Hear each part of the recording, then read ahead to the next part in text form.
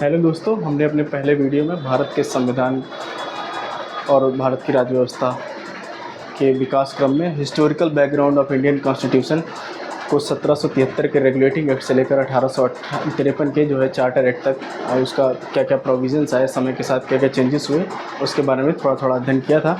आज जो है हम इसको 1858 के जो है एक्ट से लेकर 1947 के भारत स्वतंत्रता अधिनियम तक की यात्रा आज पूर्ण करेंगे आज की क्लास में। तो हमने 1853 तक के एक्ट में क्या देखा था, उस समय जो ईस्ट इंडिया कंपनी का जो कंट्रोल था वो क्या नाम है, बोर्ड ऑफ कंट्रोल और बोर्ड ऑफ डायरेक्टर्स के माध्यम से देखा जा रहा था। और जो एडमिनिस्ट्रेशन है उसके लिए भारत का गवर्नर जनरल और उसकी एग्जीक्यूटिव काउंसिल जो है उसको देखती थी। और सेंट्रल लेजिस्लेचर के बारे में जो है वहाँ पर क्या नाम है, लेजिस्लेटिव काउंसिल की एक स्थापना की गई थी। उसके आगे की यात्रा हम लोग आज शुरू करेंगे। तो उसके बाद जो मेजर चेंजेस आए हैं वो सबसे पहला उसके आने का क्या कारण था उसका अध्ययन करेंगे। सबसे पहला तो 1858 का जो एक्ट आया है उससे पहले जो है भारत में जो एक महत्वपूर्ण घटना घटी भारत के स्वतंत्रता संग्राम में, 1857 का जो है विद्रोह हुआ। 1857 का विद्रोह जो हुआ उससे जो है हमारी ब्रिटिश सरकार को, उस समय की तत्कालीन ब्रिटिश सरकार को यह अनुभव हो गया था कि भारत में शासन करने के लिए भारत के लोगों का सहयोग आवश्यक है, जिसके लिए उन्होंने तात्कालिक रूप से जो पहला संशोधन मतलब पहला जो एक्ट लाया वो 1858 का एक्ट था। 1858 के एक्ट में जो है उन्होंने कुछ ऐसे प्रावधान किए जिससे जो तात्कालिक रूप से जो 1857 का जो विद्रोह हुआ था उससे राहत दी जा सके। 1858 के एक्ट में उन्होंने जो सबसे जिसको भारत में अच्छा शासन बनाने वाला एक्ट कहकर वो लाए थे, उसमें जो सबसे बड़ा एक प्रावधान किया वो ये प्रावधान किया कि ईस्ट इंडिया कंपनी को समाप्त कर दिया। और ईस्ट इंडिया कंपनी जो भारत में शासन कर रही थी उसकी सत्ता का हस्तांतरण जो है ब्रिटेन की महारानी विक्टोरिया को हो गया। और जो दूसरा महत्वपूर्ण प्रावधान जो 1858 के एक्ट में किया गया वो जो है बोर्ड ऑफ कंट्रोल और बोर्ड ऑफ डायरेक्टर्स, जिसके माध्यम से निर्देशक मंडल और बोर्ड ऑफ डायरेक्टर्स जिसके माध्यम से जो है वहाँ की सरकार भारत पर शासन कर रही थी, जो है कंपनी की जिससे माध्यम से शासन कर रही थी, उसको समाप्त कर दिया गया। और उसके स्थान पर भारत में शासन करने के लिए एक सेक्रेटरी ऑफ स्टेट जो पद है वो नया पद सृजित किया गया। सेक्रेटरी ऑफ स्टेट दरअसल ब्रिटेन में जो है वहाँ की एक कैबिनेट मिनिस्टर की एक पदवी रखता था। और उसको सहयोग करने के लिए उसके 15 मेंबर काउंसिल भी बनाई गई। और भारत में उसके कार्य को देखने के लिए एक वायसराय के पद का सृजन किया गया। तो भारत में वायसराय के पद का जो सृजन है वो 1858 के एक्ट में किया गया। भारत में वायसराय के पद के सृजन के बाद जो भारत में पहले वायसराय बने वो लॉर्ड कैनिंग बने। और इसके साथ साथ अन्य भी 1858 के एक्ट में कुछ ऐसे मशीनरी सुधार किए गए वो सामाजिक और आर्थिक तौर पर किए गए, जिससे जो है लोगों में धार्मिक भावनाएं ना हाथ हों और लोग ऐसे सहयोग न मतलब कार्य ना करें। उसके बाद यह भी निर्णय लिया गया कि समय समय पर भारत में ऐसे एक्ट इंडियन काउंसिल एक्ट लाए जाएंगे जो भारत में जो है भारत के शासन को और बेहतर बनाने का काम करेंगे। तो इसी जो है परिप्रेक्ष्य में जो सबसे पहला एक्ट आया वो 1861 का जो है 1861 का इंडियन काउंसिल एक्ट आया। इंडियन काउंसिल एक्ट जो है जैसा आपके उस शब्द से ही स्पष्ट है, इंडियन काउंसिल एक्ट मतलब वो भारत में कैसी व्यवस्था होगी, कैसे भारत के राज्य व्यवस्था कैसे चलेगी भारत की, उससे संबंधित प्रावधान लाए गए थे। दरअसल हम लोग इसके विकास में यह भी ध्यान रखेंगे कि इसमें जो प्रावधान है वो हमें आज भी कहीं ना कहीं हमारे राज्य व्यवस्था में, हमारे संविधान में इसका कुछ अंश जो है हमें दिखाई देता है। तो सबसे पहला जो 1861 का इंडियन काउंसिल एक्ट है उसके लागने के पीछे उसका बैकग्राउंड क्या था, उसका कारण क्या था, वो सबसे पहला कारण तो है 1857 का विद्रोह ही था। 1857 के विद्रोह के बाद जो है वहाँ की ब्रिटिश सरकार ये चाहती थी कि हमको जो अगर भारत में शासन करना है तो यहाँ के लोगों से सहयोग लेना पड़ेगा। तो सबसे पहला जो है control on government of India, जो इसमें चेंजेस थे वो उन्होंने 1858 के एक्ट के दौरान ही कर दिए थे, जिसमें कंट्रोल के लिए उन्होंने वायसराय के पद का सृजन किया था और ब्रिटेन में सेक्रेटरी ऑफ स्टेट के पद का। तो उस पर रिस्पेक्ट में जो control of government of India है उसमें इस एक्ट में कोई खास जो है चेंजेस नहीं लिए गए हैं। इस वजह से हमने इसमें जो है नो चेंजेस को लिखा है। दूसरा जो है एडमिनिस्ट्रेशन में कुछ बड़े चेंजेस किए गए थे। एडमिनिस्ट्रेशन कैसे चलेगा, भारत का जो प्रशासन है वो कैसे चलेगा, उसमें जो सबसे बड़ा चेंज किया गया था, जो हम लोगों ने 1853 के चार्टर एक्ट के दौरान पढ़ा था कि वहाँ की गवर्नर जनरल की काउंसिल में जो है वो 4 सदस्य हुआ करते थे। लेकिन 1861 में जो एडमिनिस्ट्रेशन है उसमें जो वायसराय की काउंसिल है, जो पद जो है सृजित किया गया था 1858 में, उसकी वायसराय की काउंसिल में सदस्यों की संख्या 4 से बढ़ाकर 5 कर दी गई। तो जो 5 सदस्यों की संख्या कर दी गई, जो 5वां सदस्य था वो जो है वो PWD मिनिस्ट्री, मतलब मिनिस्ट्री के विभाग जिसे कहा जाता है, वो दिया गया। PWD विभाग जो है उसका सृजन दरअसल 1861 के एक्ट में ही किया गया। इसी दौरान जो है 1861 के एक्ट में इंडिया में पोर्टफोलियो सिस्टम को लाया गया। पोर्टफोलियो सिस्टम मतलब है इसको इंग्लिश में हम लोग समझते हैं डिपार्टमेंटलाइजेशन, मतलब किसी एक विभाग को देखने के लिए जो है किसी एक विशेष व्यक्ति की नियुक्ति करना। और जो दूसरा महत्वपूर्ण प्रावधान किया गया वो सबसे पहले 1861 के एक्ट में जो है ऑर्डिनेंस का प्रावधान किया गया। ऑर्डिनेंस जो है, ऑर्डिनेंस मतलब अध्यादेश जिसे हम लोग पढ़ते हैं, अध्यादेश जो है 1861 के एक्ट में लाया गया। अध्यादेश की जो समय सीमा हुआ करती थी वो 6 माह की हुआ करती थी, जैसा आज भी आप लोग हमारे संविधान में देखते हैं। तो जो अध्यादेश का प्रावधान है, जो आर्टिकल 123 के अंतर्गत भारत के राष्ट्रपति को और आर्टिकल 213 के अंतर्गत भारत के राज्यपाल को प्राप्त है, दरअसल उसका प्रावधान जो है 1861 के इंडियन काउंसिल एक्ट से ही लिया गया है। और उसके बाद जो है जो ये ऑर्डिनेंस था वो उसको जो लागू करता, मतलब जारी करता था, जो अध्यादेश को पारित करता था, वो भारत का वायसराय हुआ करता था। उसके बाद जो सेंट्रल लेजिस्लेचर में क्या चेंजेस हुए हैं ये यहाँ से हम लोग देखेंगे। दरअसल हमारे जो लेजिस्लेचर बनाने की विधायन की जो प्रक्रिया है, जिसमें हम लोग लोकसभा और राज्यसभा पढ़ते हैं, उसके कुछ बिंदु हमें यहाँ से दिखने प्रारंभ हो जाएंगे।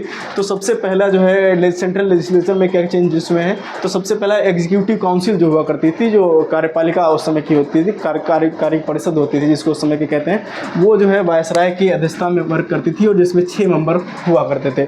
और इसकी एक खास बात ये थी कि इसमें जो है इंडियंस को अलाउ नहीं किया जाता था।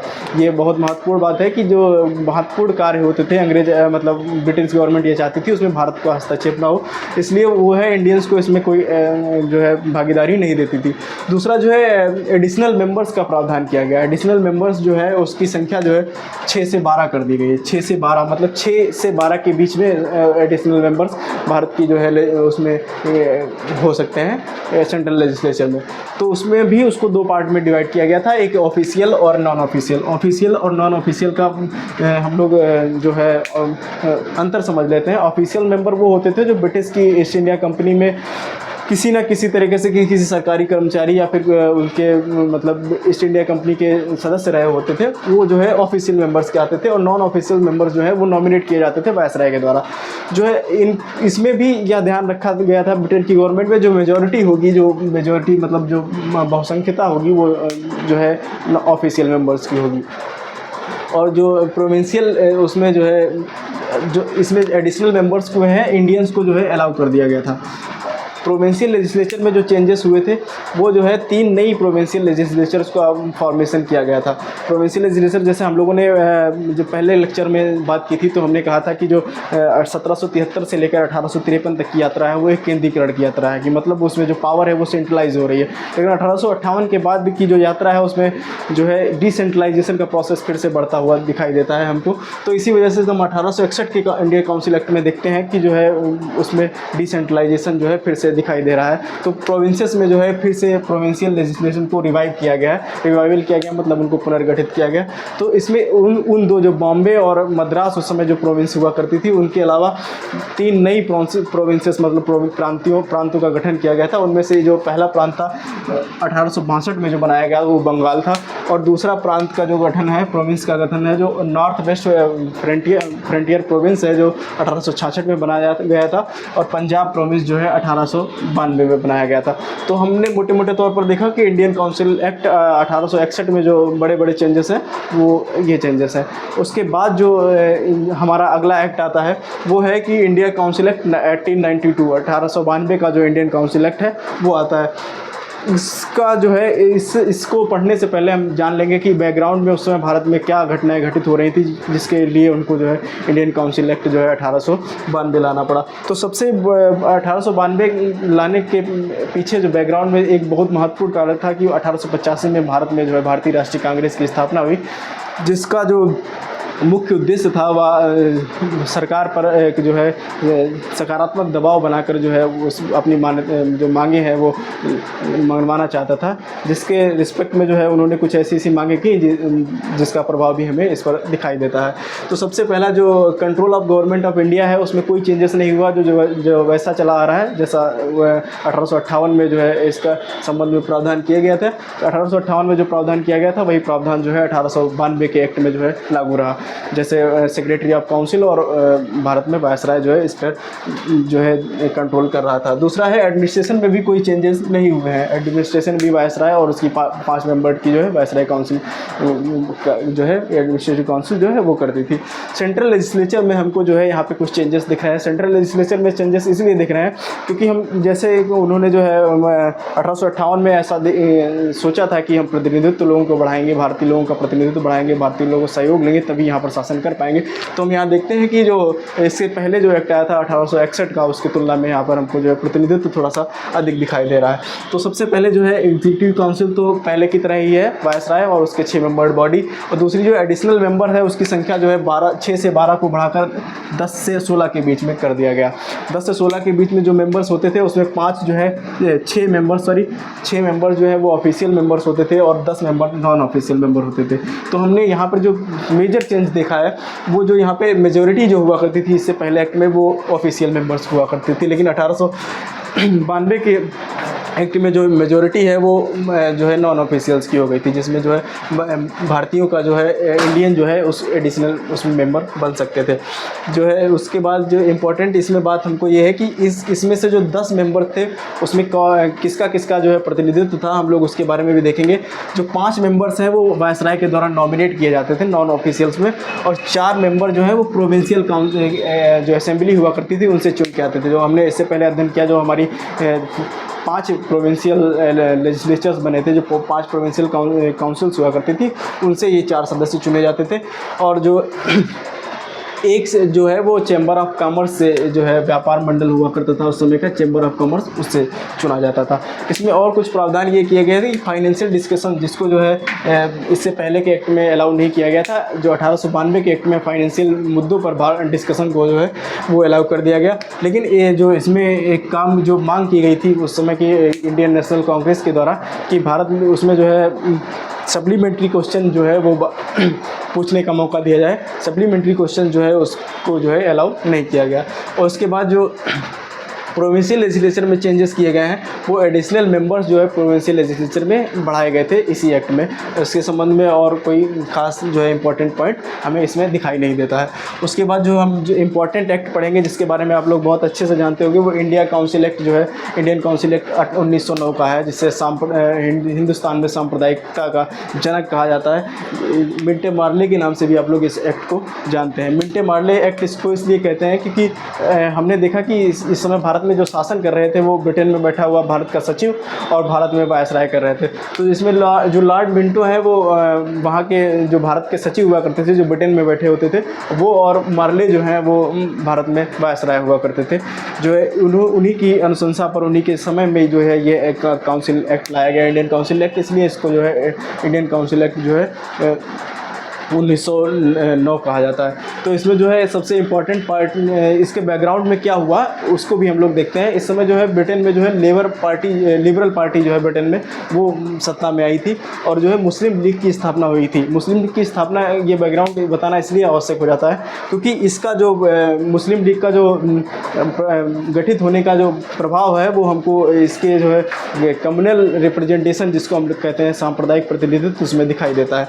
तो सबसे पहला जो इम्पोर्टेंट इसमें जो है गवर्नमेंट कंट्रोल और गवर्नमेंट ऑफ इंडिया है उसमें कोई चेंजेस नहीं हो रहे हैं, जैसा पहले होता आ रहा था वैसा ही है। सेक्रेटरी ऑफ स्टेट और वायसराय उनकी काउंसिल जो है मिलकर भारत में गवर्नमेंट ऑफ इंडिया को कंट्रोल कर दी थी।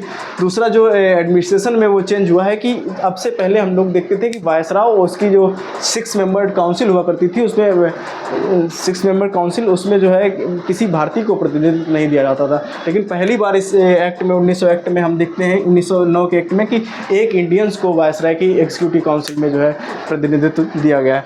दूसरा जो सेंट्रल लेजिस्लेचर में चेंज इसमें देखते हैं वो एग्जीक्यूटिव काउंसिल जैसे पहले चली आ रही थी उसमें कोई बड़ा बदलाव हमें देखने को नहीं मिलता, लेकिन जो हमको एडिशनल मेंबर्स जो हैं उसमें बड़ा बदलाव को देखने को मिलता है। एडिशनल मेंबर्स की संख्या जो है 16 से बढ़ाकर 60 लगभग 16 से 60 के बीच में कर दी गई थी, जो 10 से 16 हुआ करती थी। 16 से 60 की जो संख्या है इसमें जो कितने ऑफिशियल्स और कितने नॉन ऑफिशियल्स होते थे, उनमें ऑफिशियल्स की जो संख्या होती थी वो 28 होती थी और नॉन ऑफिशियल्स की संख्या 32 होती थी। नॉन ऑफिशियल और ऑफिशियल के बारे में अंतर हमने आपको पहले ही बता दिया है। तो ऑफिशियल मेंबर्स जो है वो ब्रिटेन की किसी ईस्ट इंडिया कंपनी के पुराने कर्मचारी या फिर ब्रिटेन के किसी न किसी कमेटी के सदस्य हुआ करते थे वो होते थे, और नॉन ऑफिशियल्स में जो है वो आम नागरिक हुआ करते थे, उसकी संख्या 32 हुआ करती थी।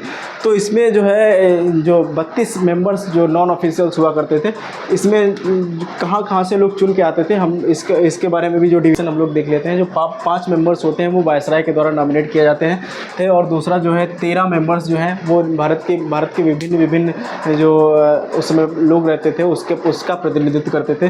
तो जो 5 मेंबर्स हैं वो मुस्लिम कम्युनिटी से जो है वो लिए जाते थे, इसीलिए इसको सांप्रदायिक जो है कम्युनल रिप्रेजेंटेशन जो है उनको दिया जाता था। दूसरा 6 मेंबर्स जो हैं वो ज़मींदार होते थे, और जो 2 मेंबर्स हैं वो बिजनेसमैन हुआ करते थे। और इसमें से जो 12 मेंबर्स हैं वो प्रोविंशियल असेंबली जो है उनको जो है इलेक्ट करती थी, और उसके बाद जो 2 मेंबर हैं वो चैम्बर्स ऑफ कॉमर्स, जो इससे पहले 1 हुआ करते थे चैम्बर्स ऑफ कॉमर्स से उसकी संख्या को बढ़ाकर 2 कर दिया गया था। और उस समय जो चुन के आते थे वो जो है बॉम्बे से आते थे, इस बार बॉम्बे के साथ साथ एक कलकत्ता के चैम्बर्स ऑफ कॉमर्स से भी एक सदस्य चुना गया। दूसरा जो इसके प्रोविंशियल जो लेजिस्लेचर है उसमें क्या चेंजेस किए गए हैं, उसमें गैर सरकारी सदस्यों की संख्या जो है वो उसको बहुमत मतलब नॉन ऑफिशियल मेंबर्स है उसको मेजॉरिटी में रखा गया है। इसमें जो चेंज किया गया है, दूसरा जो है 2 नए प्रोविंस जो है वो जोड़े गए हैं, एक उसमें पंजाब और दूसरा वर्मा। अब जो है इसके बाद जो मेजर चेंजेस जो हुए हैं, मेजर मतलब जो सबसे बड़ा एक्ट आया है वो महत्वपूर्ण एक्ट है 1919 का गवर्नमेंट ऑफ इंडिया एक्ट। 1919 का गवर्नमेंट ऑफ इंडिया एक्ट को हम लोग जो है मॉन्टेस्क्यू चेम्सफोर्ड एक्ट के नाम से भी जानते हैं।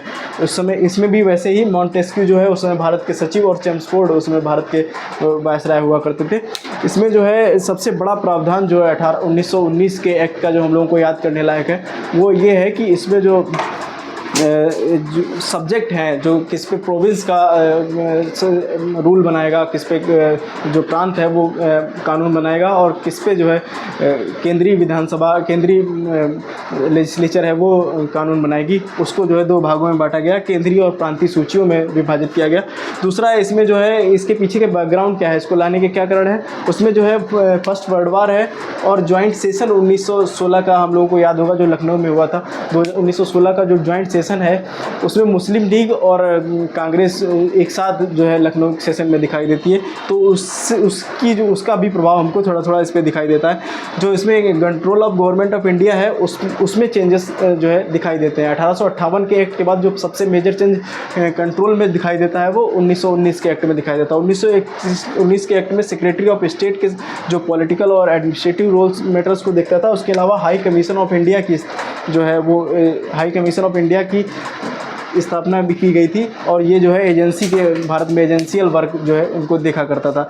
दूसरा जो है एडमिनिस्ट्रेशन में जो चेंजेस किए गए हैं वो 6 में से जो इसके पहले गवर्नर जनरल की एग्जीक्यूटिव काउंसिल हुआ करती थी उसमें जो एक सदस्य गवर्नर जनरल की एग्जीक्यूटिव काउंसिल में एक सदस्य जो है वो हुआ करता था, क्या नाम है, इंडियन, लेकिन इस बार जो है इसकी संख्या बढ़ाकर 3 कर दी गई। इसमें 6 में से वायसराय की एग्जीक्यूटिव काउंसिल में 3 जो है वो भारतीय सदस्य कर दिए गए।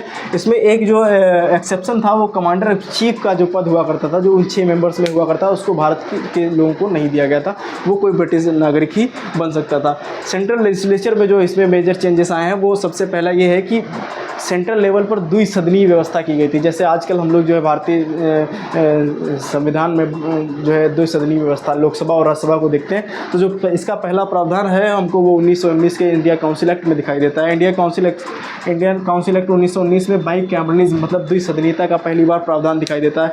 जो द्विसदनीयता है उसको लेजिस्लेटिव असेंबली और काउंसिल ऑफ स्टेट के नाम से जाना था। जो लेजिस्लेटिव असेंबली होती थी उसको लोअर हाउस के नाम से जाना जाता था, और दूसरा जो काउंसिल ऑफ स्टेट है उसको अपर हाउस के नाम से जाना जाता। इसके साथ साथ इसमें जो मेंबर्स की संख्या है उसमें भी बढ़ोतरी की गई थी। जो लेजिस्लेटिव असेंबली है उसमें मेंबर्स की संख्या को 145 कर दिया गया था, और जो काउंसिल ऑफ स्टेट है उसमें मेंबर्स की संख्या को 60 कर दिया गया था। इसमें जो इसको चुने जाने का प्रावधान है वो नॉमिनेटेड और इलेक्टेड दो तरफ से होता था। जो इलेक्टेड मेंबर्स होते थे उनकी संख्या 104 और नॉमिनेटेड मेंबर जो होते थे उनकी संख्या 41 होती थी। जो इलेक्टेड मेंबर्स हैं उनमें रिप्रेजेंटेशन कैसा था हम लोग इसके बारे में भी थोड़ा देख लेते हैं। जो 52 मेंबर्स थे वो जनरल कैटेगरी से सामान्य लोग से सामान्य होते थे, सामान्य जन होते थे, जिनको एक तरह से हम लोग कहते थे हिंदू रिप्रेजेंटेशन भी इसको कहा जा सकता है। जो तीसरा 30 मेंबर्स होते थे वो मुस्लिम कम्युनिटी से आते थे, 9 मेंबर यूरोपियन होते थे, और 7 मेंबर जो है वो लैंडलॉर्ड जमींदार हुआ करते थे। 4 जो है इंडियन चैम्बर ऑफ कॉमर्स है उससे चुने जाते थे, और 2 मेंबर्स जो है सिख। तो हम लोगों ने इसमें ये देखा था कि 1900 पढ़ा होगा आपने, 1919 के एक्ट में जो सांप्रदायिक प्रतिनिधित्व है, कम्युनल रिप्रेजेंटेशन है, उसको बढ़ाकर सिखों और अदर कम्युनिटीज़ को कर दिया गया था। तो आपको उसका ये प्रावधान आपको ये इसमें 2 मेंबर्स जो सिख कम्युनिटी के बढ़ाए गए हैं और डिफरेंट कम्युनिटी मुस्लिम्स के अलावा बढ़ाए गए हैं, उसका प्रावधान आपको इसमें दिखाई दे जाएगा। जो इंडिया काउंसिल एक्ट में है उसमें से जो इलेक्टेड मेंबर हैं उसमें जो रिप्रेजेंटेशन था वो 15 मेंबर्स जो है वो जनरल कैटेगरी से आते थे, 11 मेंबर्स मुस्लिम कम्युनिटी से, और 3 मेंबर जो है वो यूरोपियन होते थे, और 3 मेंबर जो है चैम्बर ऑफ कॉमर्स से हुआ करते थे। ये जो है इसका, और इसमें जो है नॉमिनेटेड मेंबर जो है स्टेट काउंसिल में वो 37 हुआ करते थे, 27 हुआ करते थे, और जो क्या नाम है इलेक्टेड हैं वो 33 मतलब 33 हुआ करते थे। उसके बाद प्रोविंशियल लेजिस्लेचर में जो चेंजेस आए हैं हम लोग उसके बारे में देखेंगे। प्रोविंशियल लेजिस्लेचर में जो 2 नए प्रांत हैं बिहार और उड़ीसा, उनका निर्माण जो है 1919 के एक्ट में ही किया गया था। और दूसरा जो इसमें जो है द्वैध शासन, जो स्टेट में जो है वो द्वैध शासन के डुअल गवर्नमेंट को जो है प्रस्तावित किया गया था। डुअल गवर्नमेंट का मतलब है कि वहाँ के जो सब्जेक्ट्स हैं उनको जो है 2 भागों में विभाजित कर दिया गया था। वहाँ के सब्जेक्ट में एक जो है रिजर्व सब्जेक्ट हुआ करते थे, और दूसरा है वो हस्तांतरित सब्जेक्ट हुआ थे। जो रिजर्व सब्जेक्ट होते लिस्ट के सब्जेक्ट होते थे उस पर जो है कानून जो है वहाँ की प्रोविंशियल लेजिस्लेचर बनाती थी, और जो वहाँ के हस्तांतरित मतलब फॉरवर्ड जो कानून जो है वायसराय काउंसिल को जो है वहाँ के गवर्नर को जो है ट्रांसफ़र कर दिया था। इंडिया काउंसिल एक्ट 1919 के बाद हमारा जो अगला एक्ट आता है वो Indian government of India act 1935। Government of India act 1935 जो है 1935 जो है वो एक बहुत महत्वपूर्ण एक्ट माना जाता है। इसके संबंध में यह कहा जाता है भारतीय संविधान के जो अधिकतम प्रावधान है वो हमारे इसी एक्ट से जो है वो लिए गए हैं। लगभग भारतीय संविधान का 1/3 जो भाग ऐसा माना जाता है कि वो भारत शासन अधिनियम 1935 से लिया गया। भारत शासन अधिनियम 1935 की जो सबसे मुख्य विशेषता है, जानने से पहले हम यह जानेंगे कि जो इसके बैकग्राउंड में ऐसा क्या हो रहा था जिसकी वजह से हमको ऐसे प्रावधान इसमें जो है वो देखने को मिल रहे हैं। तो सबसे पहले इसके आने से पहले हम लोग 1927 का साइमन कमीशन देखते हैं, जिसका विरोध भारत में जो है भारतीय सारे लगभग सभी संगठन, चाहे कांग्रेस पार्टी हो चाहे मुस्लिम हो, उसको करती है। उसके पीछे का कारण होता है कि साइमन कमीशन में किसी भी भारतीय को जो है उसका मेंबर नहीं बनाया गया था, जिसके बाद में वो वहाँ की जो ब्रिटिश सरकार है वो भारतीय लोगों को इस बात का चैलेंज करती है कि आप लोग कोई ऐसा प्रावधान हमको प्रोविज़न कोई मसौदा तैयार करके दिखाएं जिस पर आप सभी लोग सहमत हो। तो उसके बाद जो है भारत में नेहरू रिपोर्ट और जिन्ना के 14 पॉइंट्स आते हैं, और जिनको समराइज करने के लिए, जिस पर समन्वय बढ़ाने के लिए राउंड टेबल कॉन्फ्रेंस आयोजित की जाती है। इन सब का प्रभाव हमको भारत शासन अधिनियम 1935 में दिखाई देता है। भारत शासन अधिनियम 1935 का सबसे बड़ा प्रावधान यह माना जाता है कि भारत शासन अधिनियम 1935 में जो सबसे महत्वपूर्ण प्रावधान है कि उसमें एक फेडरल गवर्नमेंट को स्थापित करने, संघीय व्यवस्था को स्थापित करने की बात की गई थी। उसका दूसरा महत्वपूर्ण प्रावधान यह है कि इसमें एक RBI के लिए गठन करने की बात की गई थी, और दूसरा नंबर 3rd पॉइंट है कि ये जो है उसमें एक फेडरल कोर्ट की स्थापना करने की बात की थी। ये महत्वपूर्ण पॉइंट है जो जिनको जो है हम लोग इससे बाहर कवर कर लेते हैं। और इसमें एक महत्वपूर्ण पॉइंट ये भी है कि इसमें जो विषय है उसको 3 भागों में विभाजित किया गया था, एक प्रांतीय, एक जो है समवर्ती, और तीसरा जो है केंद्रीय सूची। केंद्रीय, प्रांतीय और समवर्ती सूची में विभाजित करने, इससे पहले हम लोगों ने 1919 में देखा है कि उस समय के जो विभाजन हुआ था वो सिर्फ 2 भागों में था, केंद्रीय और प्रांतीय। इसके अलावा जो रेजिडुअल सब्जेक्ट्स, जो मतलब अपशिष्ट विषय थे, उस पर जो शक्ति है वो वायसराय को दी गई थी। जो हमारी फेडरल लिस्ट है उसमें लगभग 59 सब्जेक्ट्स को रखा गया था, तथा कॉन्करेंट लिस्ट में 36 तथा प्रोविंशियल लिस्ट में जो है 54 सब्जेक्ट को रखा गया था। इसके अलावा हम लोग जैसा देखते आए हैं कि control of government of India का जो प्रावधान है उसको कैसे रखा गया था। सेक्रेटरी ऑफ स्टेट का जो नाम है वो चेंज कर दिया था। दरअसल इसी बीच जो है भारत को वर्मा से अलग कर दिया गया था, इस वजह से सेक्रेटरी ऑफ स्टेट जो इंडिया का हुआ करता, secretary of state of India जो उसका नाम था, उसको नाम को बदलकर secretary state of the India and Verma कर दिया गया था। तो इसकी एडवाइजरी काउंसिल को अब जो है, जो इसकी इंडियन काउंसिल हुआ करती थी उसको, जिसमें 15 मेंबर हुआ करते थे, उसको अब एडवाइजर काउंसिल कहा जाने लगा, तथा उसके सदस्यों की संख्या को जो है घटाकर 6 कर दिया गया था। और वायसराय की स्थिति जो है जैसी पहले ही थी वैसी सामान्य स्थिति बनाई रखी गई थी। दूसरा जो है एडमिनिस्ट्रेशन में कोई खास चेंज हमको इस एक्ट में नहीं दिखाई देते हैं। इसके अलावा जो अगला इम्पोर्टेंट जो इसका वो है, वो प्रावधान वो हमको सेंट्रल लेजिस्लेशन में जो दिखाई देते हैं, उसमें जो सबसे बड़ा चेंज हमको दिखाई देता है वह दिखाई देता है सेंट्रल लेजिस्लेटिव असेंबली, जिसके लोअर हाउस कहा जाता है, उसमें सदस्यों की संख्या जो है वो 375 हुआ करती थी, तथा council of states upper house, उसके सदस्यों की संख्या जो है वो 260 हुआ करती थी।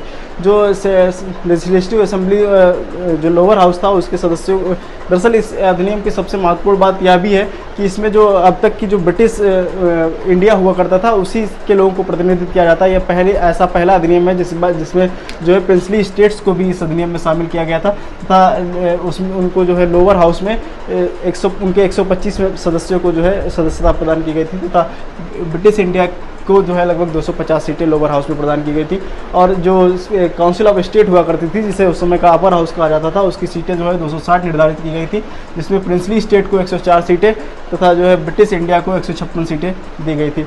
इसका एक महत्वपूर्ण प्रावधान यह है कि इसमें जो हमारा सांप्रदायिक निर्वाचन जो वर्ष 1909 से शुरू हुआ था, उसको 1919 में सिखों के लिए बढ़ाया गया, और उसके बाद 1935 में इसको लेबर के लिए और लैंडलॉर्ड्स के लिए तथा वुमेन्स के लिए भी इसको बढ़ा दिया गया था। इसका एक इम्पॉर्टेंट पॉइंट ये है कि इसमें जो है डुअल गवर्नमेंट का कॉन्सेप्ट जो है वो सेंट्रल लेजिस्लेचर में ला दिया गया था। डुअल गवर्नमेंट का मतलब ये है कि उसमें जो कानून बनाने की जो शक्ति है वो 2 भागों में विभाजित कर दी गई थी। एक जो होती थी वो वायसराय और उसकी काउंसिल का होती थी, और दूसरा जो होता है वो वहाँ का लेजिस्लेचर मतलब सेंट्रल लेजिस्लेचर वो बनाया करता था। वायसराय और उसकी काउंसिल जो है वो अक्सर जो है ट्रांसफर्ड सब्जेक्ट्स पे जो है वो कानून बनाती थी, जबकि जो रिजर्व सब्जेक्ट होते थे उस पर जो कानून है वो वहाँ की सेंट्रल मतलब इंडिया की सेंट्रल लेजिस्लेटिव उस समय जो बनाया करती थी। उसके बाद जो हमारा चेंजेस है वो प्रोविंशियल लेजिस्लेचर में किए गए थे। प्रोविंशियल लेजिस्लेचर में जो हमने 1919 के अधिनियम में देखा था, जो प्रांतों की संख्या थी वो उस समय 9 हुआ करती थी, इसमें प्रांतों की संख्या को 2 बढ़ा दिया गया था। और तीसरा और एक इम्पॉर्टेंट पॉइंट इसमें यह भी है कि इसमें प्रोविंशियल ऑटोनॉमी दे दी गई थी, मतलब जो प्रांतीय विषय हैं उस पर जो है प्रांतों को स्वायत्ता प्रदान कर दी गई थी। 1935 अधिनियम में जो महत्वपूर्ण बिंदु है, उसके बाद हम लोग इसके इंडिया इंडिपेंडेंट एक्ट जो है 1947 को देखते हैं। इंडिया इंडिपेंडेंस एक्ट 1947 को लाने से पहले जो है काफ़ी प्रावधान, जो काफ़ी ज़्यादा प्रपोजल्स भारतीय राष्ट्रीय कांग्रेस और उस समय के जो शेयर धारक थे, स्टेक होल्डर्स हुआ करते थे, मतलब जैसे मुस्लिम लीग है, कांग्रेस है, उसके सामने प्रपोजल्स रखे गए। तो सबसे पहला प्रपोजल क्रिप्स मिशन के नाम से आया। दरअसल ये इसको हम लोग जो है डिटेल में हिस्ट्री के लेक्चर्स में पढ़ेंगे, फिर भी इसकी क्रोनोलॉजी जो है हम लोग को जान लेना आवश्यक है। तो उसके बाद जो क्रिप्स मिशन जो है वो 1942 में आया, उसके बाद बिवल प्लान 1945 में आया है, कैबिनेट मिशन 1946 में आया, और माउंटबेटन प्लान 1947 में आया। माउंटबेटन प्लान की ये खास बात यह है कि यही ऐसा अधिनियम है जिसकी ऐसी प्रपोजल है जिसमें जो है भारत और पाकिस्तान के विभाजन को जो है सबसे पहले जो है मान्यता प्रदान की थी। और उसके बाद इस सब के आधार पर भारत स्वतंत्रता अधिनियम मतलब इंडिया इंडिपेंडेंट एक्ट 1947 लाया गया। इंडिया इंडिपेंडेंस एक्ट 1947 जो महत्वपूर्ण प्रावधान है वो यह है कि सबसे पहले तो वहाँ मतलब ब्रिटेन और भारत और पाकिस्तान नाम के दो संप्रभु राज्यों के गठन का जो है प्रावधान किया गया।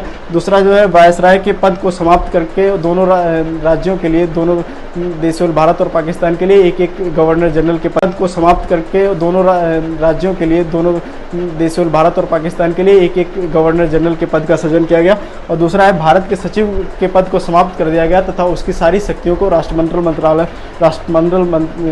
राष्ट्रमंडल मामलों के सचिव को जो है वो सौंप दिया गया था। तीसरा है कि रियासतों को स्वतंत्र कर दिया गया था। रियासतें जो चाहे वो पाकिस्तान के साथ जा सकती हैं या भारत की जा सकती हैं।